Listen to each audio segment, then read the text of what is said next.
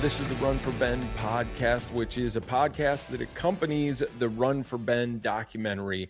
The documentary is about Ben Spitzer, my dad, who was diagnosed with Parkinson's in 2014, and the marathons I ran for him and with him. If you haven't seen any of the episodes and you're just dropping in, I would suggest going back to the start and catching up. This is episode 5, where we're going to be talking about the documentary episode titled One Day. So we're going to go ahead and jump right into it. Thanks for being here. And with that, how are you doing today, Mike?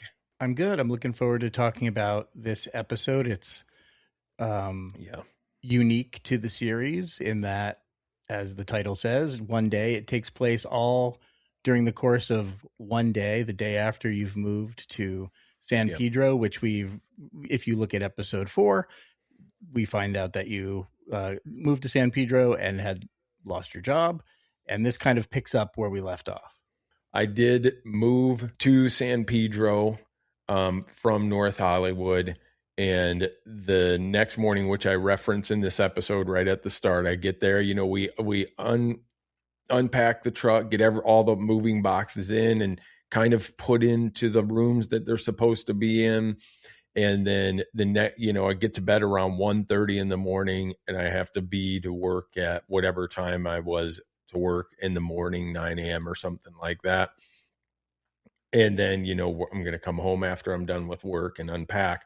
But I went in and was told I need to talk with the general manager, and then they let me go. So this one picks up right at this beautiful location, which we are, I mapped it out 148 feet from the ocean. And in fact, where I'm recording this, the house right to my left of this, where Jennifer Connelly lived in the movie Maverick. So when Maverick came out, the Top Gun, sequel, we almost jumped out of our seats because we recognized that house as the one that was literally right down the street from us. So that's where this episode starts off.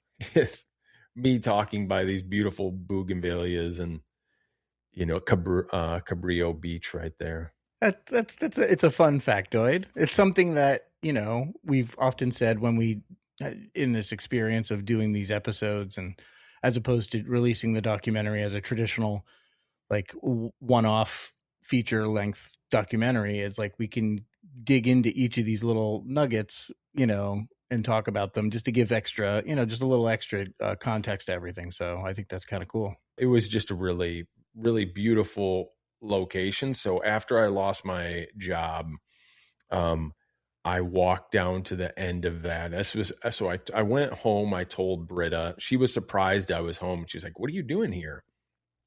And I was like, "Well, I got let go." And she thought it was a joke because it seemed like a joke, and I was like, "No, that's the reality." So that sucked. It's no way around that. It was just we had upped our rent for that place too. We were like, well, we're both doing all right.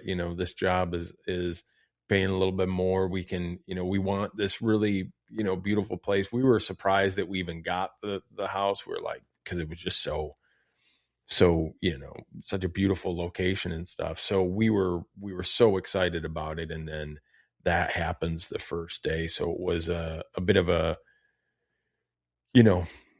kick in the ass start to everything. And that was also, the day that as we show, I'll go for my first run there, which this run was because it was all around there. Also, there's a place right there where Lebowski was filmed, which is one of my all-time favorite movies. Walter and the dude go out and spread Donnie's ashes, which was right around the corner, and I would run in that location all the time. Yeah, it was really, really cool location, and things work out, but at the time it was pretty heavy. Do you recall the day that you got let go? How long that, from arrival to departure, how long that how long did that all take before you were turned around and out the door?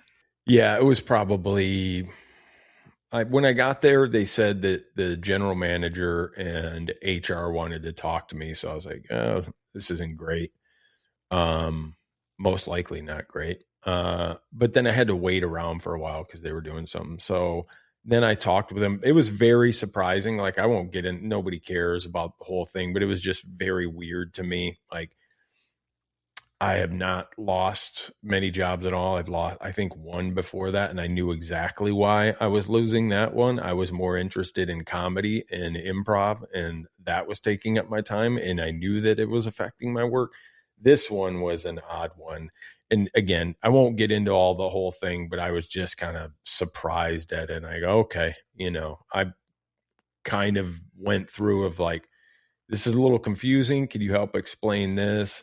They did it. There wasn't really getting anywhere. And at that point I was like, whatever, Mike, I'm not gonna, that's fine. We'll just wrap it up. And so it was probably, to answer your question, 2 hours maybe, from getting there to waiting on them to talking in the room and to walking down the street back to my car. So we're with you outside at the cul-de-sac and you're talking. So this is probably like early afternoon at this point, lunchtime. Yeah. Probably maybe noon. Yeah. And then you mentioned that you had reached out to your mom to have, to start recording some interview vignettes for the documentary, and you received kind of the first batch that day as well. And then of course you discuss that, and then we see that. Talk about kind of, you mentioned it briefly in the episode, just the reaction you had to seeing those clips before you talked about it. Yeah, it was surprising watching this episode because right off the bat, I mentioned that same day my dad had sent me the videos that he did, kind of explaining, Parkinson's, how he was diagnosed, how he was feeling, what led him to that. So this episode will be, which is really good that you did, is just a lot of him explaining that. So I knew that, most of what we were getting was me in California, and then my parents were all the way over in Michigan, and the documentary being about, we knew we didn't want to make it just about running a marathon because, again, hundreds of thousands, millions of people have run that. I'm not going any for speed records or distance. So the story was really about the marathon is one thing, but it's really about me and my dad. And one of the things I could do is film a lot of me, which I was doing, but we didn't really have anything about my dad. And of course I want people to get to know my dad. So I asked my dad and my mom as well to just record something about their feelings, what Parkinson's, how the diagnosis went, really anything that they kind of had. I gave them a little directions after they asked some questions on like, what specifically would you like? And just the diagnosis, how you're feeling, those type of things. And as much as my dad has not been a person who shies away from, really talking about things, he's open. It's still, he's not really, it was hard for him to kind of get into the feelings of it. He wanted to mainly stay positive and like maybe not think about those things, which I think can be part of that generation a little bit too, and so he sent me this video where he just sat down. That's their living room. You can see the like flower paintings behind, and he's sitting in that chair that he sat in. And then he's just discussing how he was diagnosed, how he heard about it, and then how he's kind of feeling. And what I really like is you didn't really cut anything right there, splice anything in, because it is really important that we just kind of understand from his perspective what it was like. And I got that same day as well. And for me, I wasn't there day to day like I will be later in the documentary to see, how he's progressing. You can hear his speech in this, and he's, using the metronome watch that will slow him down, which my mom was always like, Ben, you gotta wear that thing. He didn't want to wear that. He just, because talking is his thing, you know what I mean? So he just wanted to just talk. But the thing of it is, it would speed up, and then it would, be too fast and mumble, and it would be hard. So it would slow him down. But you understand if, how difficult that can be if you're somebody who, just talks, then to have to try to slow down, So yeah, he sent that, which I didn't know. He sent that the same day. So this all takes place in that, like, one day I'm let go, then I go to talk about that. Then I have that video from my dad. And then of course later I go for my first run there. But yeah. He did a great job, by the way. I mean, considering, that the other thing too is that we should point out the reason it was done the way it was done was also, again, reminder, we are in the height of COVID. So we were unable to provide any real resources to film or go or, to do anything really, formal. So that was the best thing we could do while we were basically stuck in Los Angeles. Also we had no money. So the other thing too with that is, like, my dad is a presenter, and you see some things when he does them, he gets in a more presentational style, and he's aware of people being there. We have another interview with him, which we'll, get to later, where we do actually are able to get cameras out there and whatnot. But I like this one because nobody else is in the room. It's just him and my mom. You can hear my mom sometimes in the background. But he really doesn't have any kind of like presentational thing going on. It's really raw and just him talking. He still does a couple jokes and things like that, which he loves, these particular jokes. But it was really nice to just have him.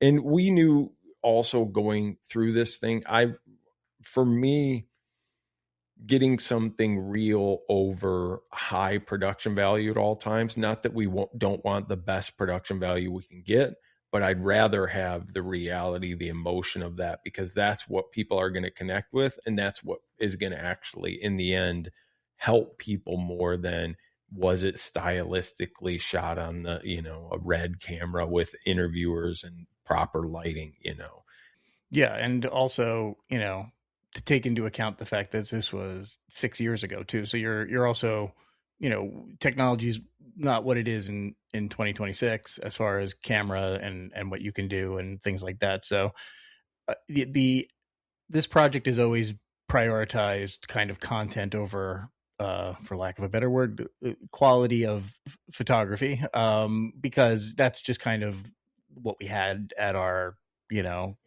fingertips to work with. So it was a lot of selfies and iPhones and things like that, wherever we could get stuff. Whenever we could bump it up, especially in your marathons, we would put a little more effort into the photography and have other folks with cameras, drones, and, different rigs and things like that. But yeah, at the end of the day, the most important thing was to have the content. And what's great about this footage is it really specifically shows you exactly where Ben is in his progression with Parkinson's on October 2nd, 2020. So you can really understand it, because, as we go through these episodes, we have weaved a way to tell your story, just to kind of travel you, in the narrative to get you to the next point. And, we aren't always, showing every moment with Ben. So it's good for the viewer to see kind of, okay, this is where he is at right now at this moment. So you can understand where he's, what he's capable of and what he can do and what his Parkinson's looks like. Yeah. And this video also surprised me because,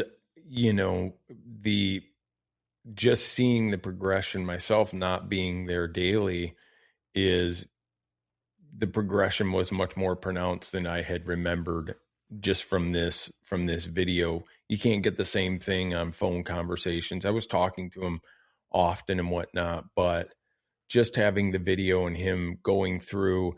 So in this, he discusses my cousin Jamie is the first one who really noticed it and said to him, what's going on? You're walking like an old man.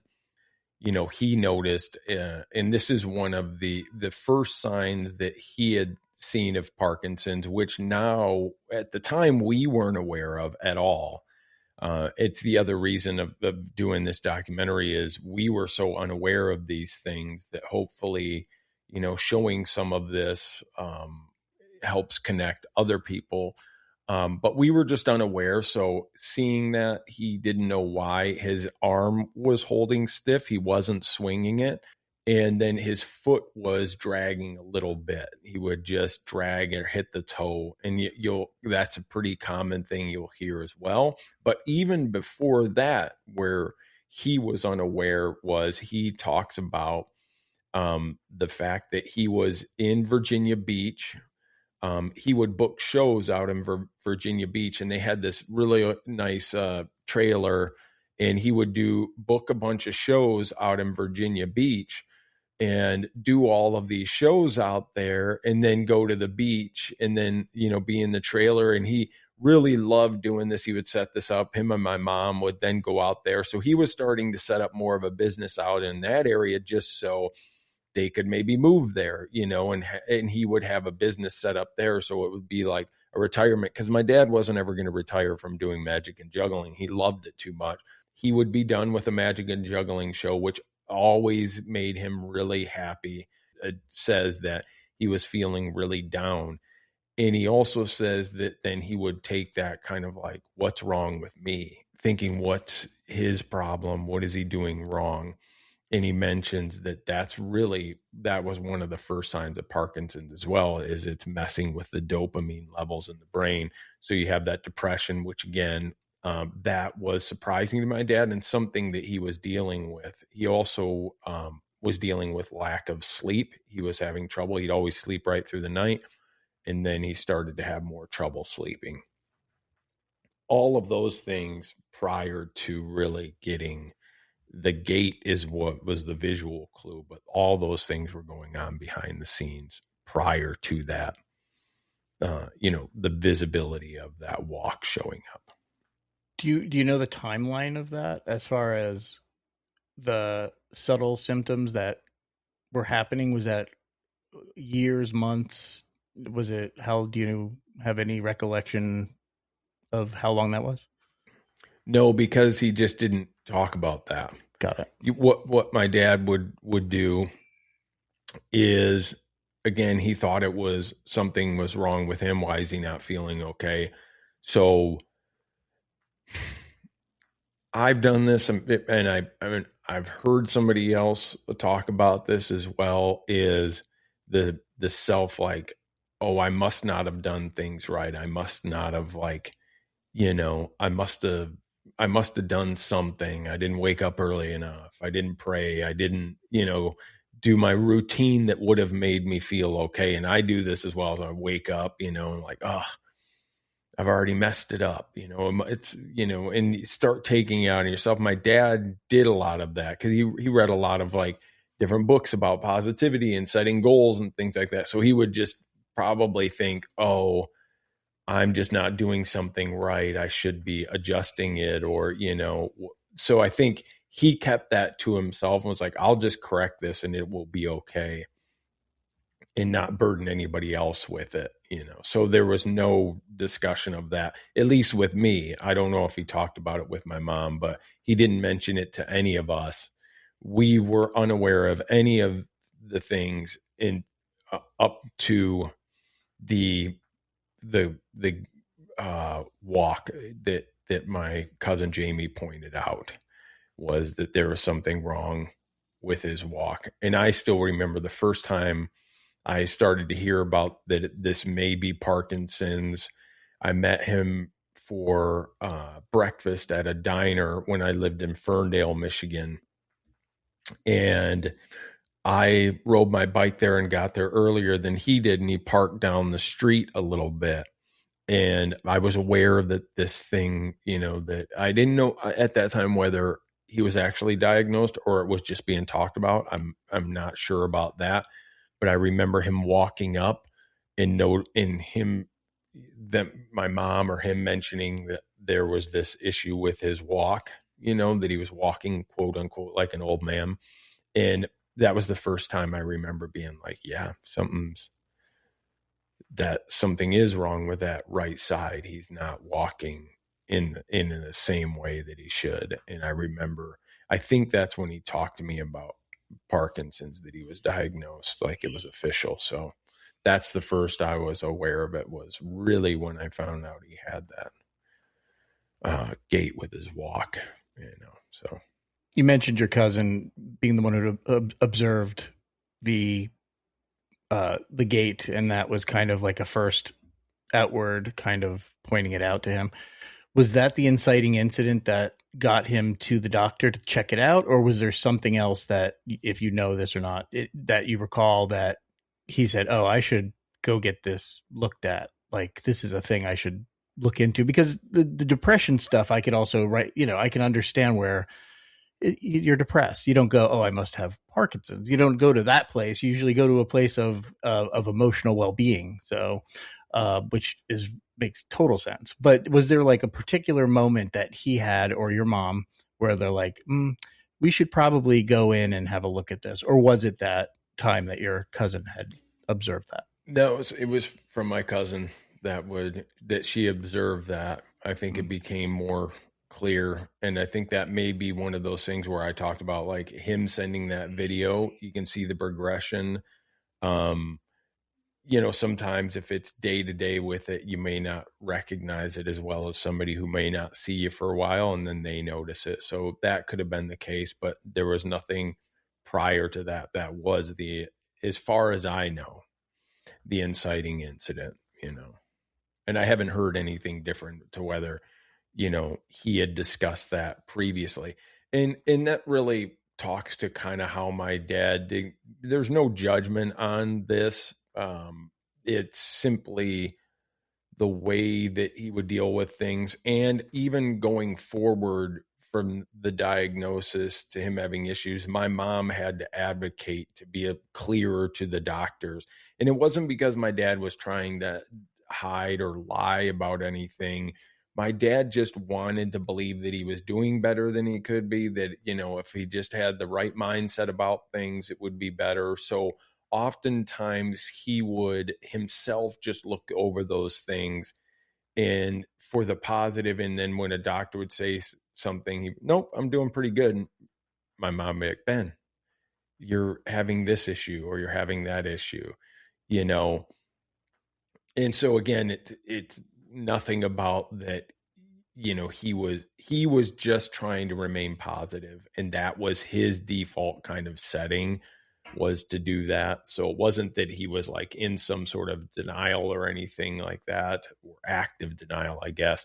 It was good that my mom would be able to bring that stuff up, because he would just be kind of like, just chug along and, do some more jump roping or keep going for runs, which is great, right? I mean, that's really phenomenal to be that way. But the one thing that, needed some help, unfortunately, with my mom was some clarity on, we still need to talk about this actually happened. We need to let the doctor be able to know this so that they can address it. If you don't bring it up and just say, nope, everything's great, they're not going to be able to help you out. And so that was a pretty constant thing with my dad, It's a theme we go over in much more detail over the course of the documentary series, but the importance of the caregiver, and amongst many different tasks, having that clear-eyed, clear-voiced advocate is extremely important. And yeah, like you said, if she didn't say something, that diagnosis may not have happened there. It may have taken more time and things may have progressed. And, so it says a lot to those, to people out there who are in this situation, how important that is to have that advocacy for people, to help them, in the best way possible. And of course, the more obvious things, as things become harder, to be able to assist. Yeah. Yeah. And then jumping back into this episode, my dad had a couple of things that I've pointed out that I thought were funny and rolled my eyes a little bit. Two things. He, no matter how serious the moment was or like how you're supposed to be talking about things, he had to do that shaken joke. So the shaken joke, if you missed it, you can go back and rewatch it. He says, when I first found out it was Parkinson's, I was pretty shaken.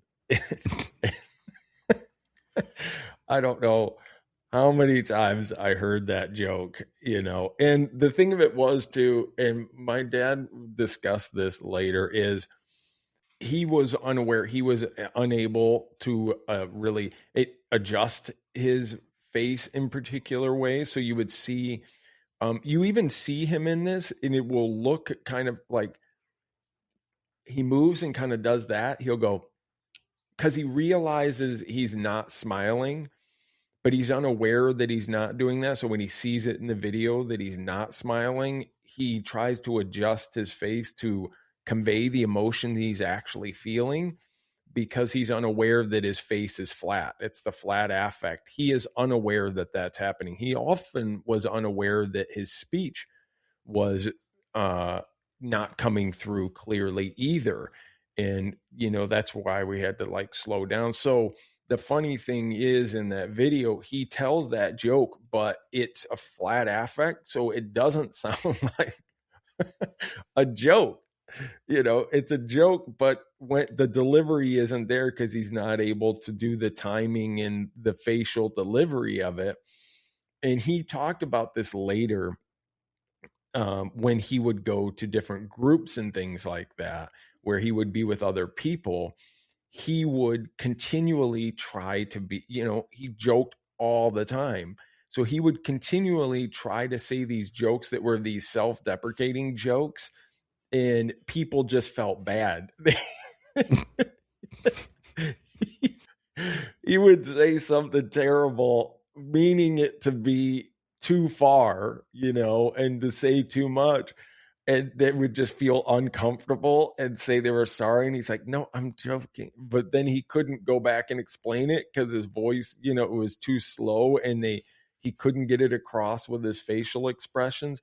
So eventually he just started leaning into that, and he really enjoyed just people would squirm, and he just thought that was kind of funny. Very much like a Larry David type of thing, just leaving them there and them thinking that it was some tragic thing. And then later he would laugh with me or something like that. But he did miss that he couldn't land jokes like that, and that people really, so he did find humor in the fact that it would like really, disturb is probably too strong of a word, but people would be really awkward, and he would just kind of find it funny that people were like, oh geez, sorry about that. It's hard. I think it was hard for him to articulate sarcasm. Yes. And that's it's a big part of that humor. And it's funny, I did notice it too in my interactions with him. At first I was, because I had to really pay attention to understand, because it was just hard for me to catch it, because I wasn't around Ben consistently all the time. So just, it takes some getting used to hearing his voice and understanding his words. So I would take everything at face value, because I was focusing on the ability to communicate with him. But and it's funny, because if you do look back, and we will also step back into this stuff later on down the series, when he was entertaining kids and juggling and magic, and that was like his, that was his entire life, was that comedic interaction. So I could totally see it. And you see it even like when he's trying to pronounce his doctor's name, and his doctor's name is not easy to pronounce for anybody, and I like the fact that he said easy for you to say, just so I mean, and it was it was good to see that too. And I had the same reaction when I watched the Ben video too, because I hadn't seen it in a long time. And I also was kind of in my head of the story. I was like, I didn't recall him being that progressed at this point. Mm-hmm. So it was also, for me, it was a little surprising. Yep. But it was fun to see him, like, kind of, because I could also see him doing the entertaining thing and all that stuff. And that was great about that video. Like I said, in so many ways, because we played with it in the edit for a bit and it just wasn't working with intercutting or playing with it or doing anything fun or fancy. It was just kind of like, this needs to be very much documentary footage of him at this point, to tell everybody, to explain. So we're all on the same page. You know, what's really great about this episode, like I said before, is we know exactly where you are at. We know exactly where he is at. You guys are so far apart, but we can track both of your journeys at this time. Yeah, I think that's the best thing about this. It really bridges that gap of, like, I was in Los Angeles dealing with these things day to day, setting up, you know, a family, and, you know, recently married, you know, it's like our second year of marriage. Not even, I think, at that point. Yeah, not even 2 years at that point. And, you know, we're moving along there, doing this documentary, you know, kind of caught up in COVID and everything else. And then we get to see, okay, back in Michigan, this is what's happening. And this is really one of the key things that we were, you know, if anybody has been watching the episodes and been like, hey, you know, where's more of Ben? The reality is we didn't have as much connection, you know what I mean, on a day to day. And this video really came through as to being like, oh, okay, this is where it is. This is how my dad has progressed. And it wasn't too far from that point to where we start deciding, hey, you know, looking at being in Los Angeles. We had, you know, talking about getting my parents, we wanted to get them out to California. Is that even realistic? Do we move back there? You know, which we'll address in later episodes, but that's really seeing that was like, oh, okay, I was unaware. So that really bridges where we were getting this update. This is how it was for us too. We were somewhat unaware of these things and moving along, and then just, you know, get that. After all of, you know, that, and then watching this video with my dad, the marathon's still coming up. I'm still raising money for the Kirk Gibson Foundation at this time. I have to look for a job, but I also have my first ever marathon coming up, you know, so the most I've ever run at this point is 13.1 miles. This is the first time I'm going to run 26.2 miles during, you know, the pandemic. And so I have to continue on this schedule that I have, which is coming near the end. So marathon training is usually about 16 weeks. This one was probably a little bit longer because it was my first one. So I wasn't in as good of, you know, marathon shape. Like I'm now currently training in my first week for another marathon, the Detroit Marathon, again in a 16 week. I think that one was 18 weeks. So you have to hit those and you have to maintain those. So there was a run coming up that night. It was the one that I was going to do, you know, my first run at the new place. I thought I would still have a job at this point. I didn't. So this was really the first time I had gone out on this run and gone along the coast, which I think, you know, who knows what life is going to bring, but that may be the best running location that I'll ever run in. It was quite, I mean, it was just crazy. We had talked about this in a previous episode, my sobriety. That same day, the reason that I kind of didn't hit as hard as maybe as it would have pre-sobriety is because it really was something I was taking a day at a time. And I called some people that I knew from, you know, the program and meetings and just said, hey, this is where I'm at. This is what's going on, you know, and they were there for me. They talked about things that they had been through, and I really just trusted that it would be okay. And you know, there's a saying this, do the next right thing. When things get really overwhelming, you just do the next right thing, take it a chunk at a time. there's a White Stripes song that goes about this as well. It's actually, they start off with this, NPR, I think it's This American Life or something like that, but they talk about how a woman takes it like a squirrel, just a little bit at a time. And that's what this was just, okay, I have a run tonight. Tomorrow I get up, I start looking for a job. These are the things that I can control and do right now. I'm not going to spin out in a bunch of emotional things. Keep shooting this, go for the run, do the best that you can, show up each day. And so I was really, as worried as I was, or kind of like overwhelmed, I just went, my job is to do the next right thing. And this is go out and do this, and it will be okay. And what's funny is and I put this on social media the other day, is getting fired from that job allowed me to find another job, which I was able to do remote, which really allowed me to be able to be mobile and to move when I may not have had that luxury. So things do work out. But we don't get to see that whole thing. And that's, it's pretty powerful to just, okay, well, I got a run to do. We still have the marathon. It doesn't stop, So yeah, you had your first run in San Pedro.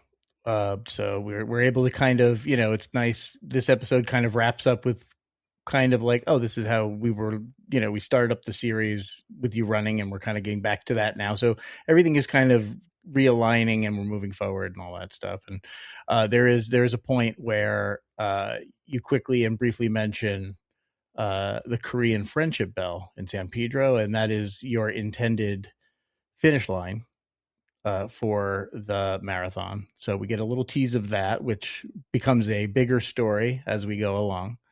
And the thing that's really nice about you on this day, I shouldn't say in this episode, but you in watching these videos as if they were, for lack of a better term, like a video diary, you kind of address that, yeah, these last 24 hours have been really kind of emotional and rough and stuff, but your perspective is kind of in line. And I'm sure talking to the folks that you spoke with that you just mentioned probably helped with that. And that you say it was a good day, and you ended the day kind of on that note. Yeah. Because overall it was a good day. Difficult things will happen, but this difficult thing happened 148 feet from the Pacific Ocean, with a Pacific breeze blowing in through our windows, and unpacking at a new beautiful place. And I knew it'll work out, it'll be okay. I'll get something, I'll move forward, and let's not let something that is out of my control right now ruin what is a really beautiful day and a really beautiful start to something. And I look back at the time in San Pedro, as some of the best time that I had, and that blip of a job in the grand scheme of life really almost doesn't register.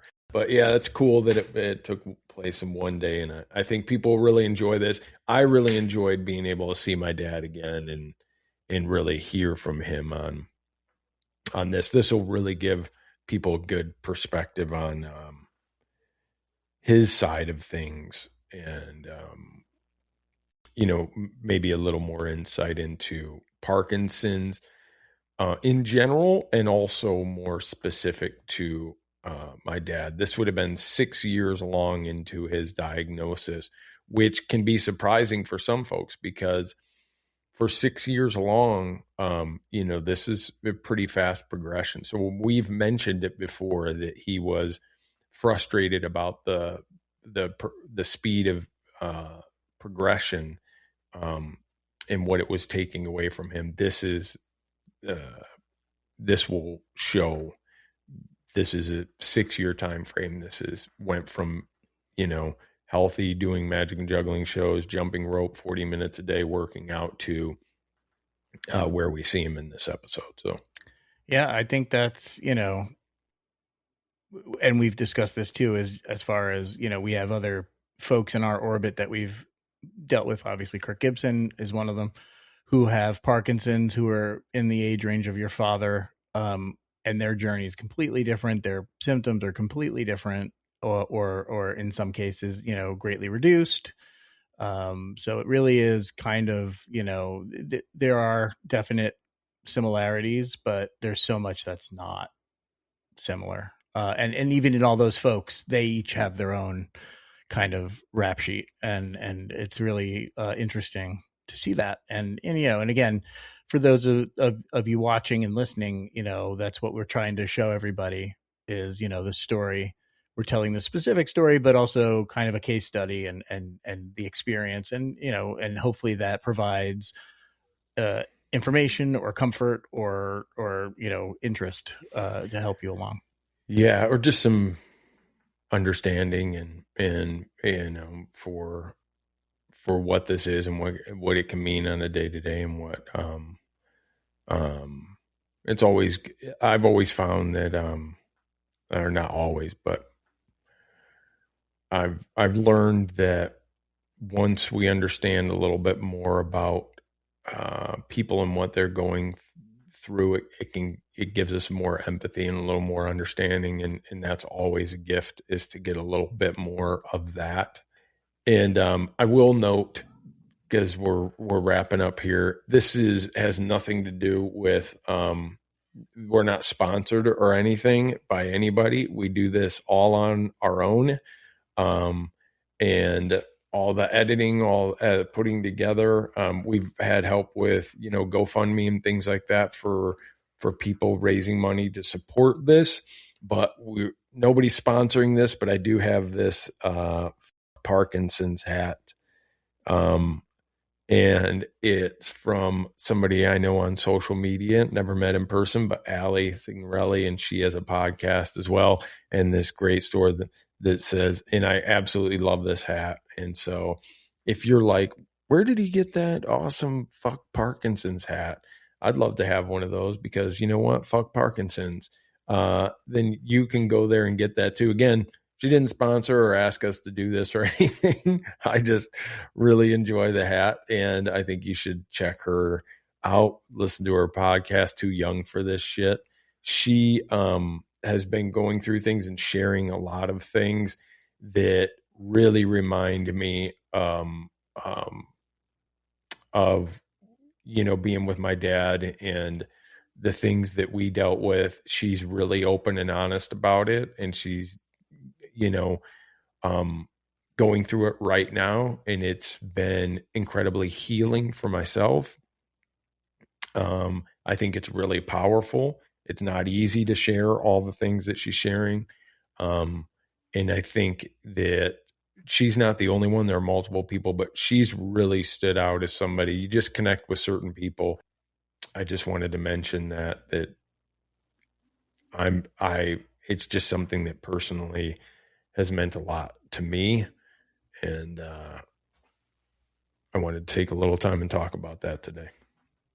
Yes, it's a great podcast. You should check it out. And we will also include that information in the notes for the show, so you'll be able to find that, and definitely support her. And we can only hope to have the impact that she has with our podcast, and we look to her as kind of someone to emulate, and really provide a lot of great content, helping people with Parkinson's and those who know them. Yes, the whole thing. We can help out and not feel so alone in the world. It's a beautiful thing. So yeah, thanks for listening today, and please like, subscribe, and share. It's so important. If you can get the word out and just send this to somebody who might want to hear it, that would be so amazing for us. And we hope to do more content soon, and lots of it. So we look forward to that. You could always find us on our socials, Run4Ben. You can go to the website, www.run4ben.com. And that is all for now. So we will see you next time. See you next time.